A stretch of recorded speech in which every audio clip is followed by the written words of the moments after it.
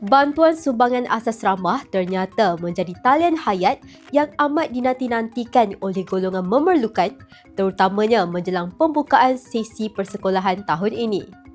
Bagi Sukri Zakaria, 49 tahun, bantuan tersebut hadir tepat pada waktunya. Penyelia di sebuah pusat cuci kereta itu mengakui beban kewangan menyara dua anaknya yang masih bersekolah bukanlah sesuatu yang ringan untuk dipikul.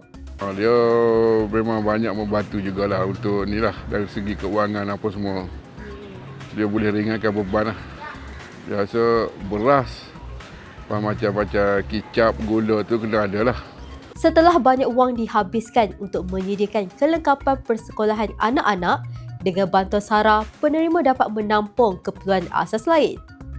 Jurutera Sukri menyatakan penghargaan kepada kerajaan, khususnya Perdana Menteri Anwar Ibrahim, atas keprihatinannya terhadap nasib rakyat. Ucap terima kasih banyak-banyak dah PM kita tu. Kira sudi beri bantuan SARA ni untuk semua rakyat Malaysia. Bagi pemandu van sekolah Siti Azila Ahmad, 49 tahun, bantuan SARA menjadi sandaran buat beliau yang perlu menanggung keperluan persekolahan anaknya berusia 11 tahun dengan pendapatan bulanan hanya sekitar RM600.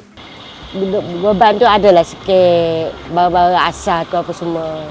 Turut bersyukur menerima bantuan SARA, Siti Isyahmat Isa, 66 tahun, seorang balu yang kini bergantung sepenuhnya kepada inisiatif itu untuk kelangsungan hidup. Tak bekerja lah. Suri rumah juga Alhamdulillah. Dapat beli barang terpakai, barang yang macam beras, minyak, tepung sikit teh ke, kopi ke.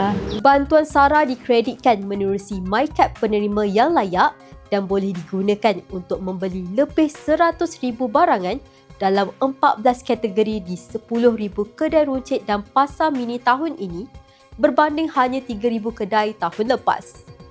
Azurin Zainal, FMT.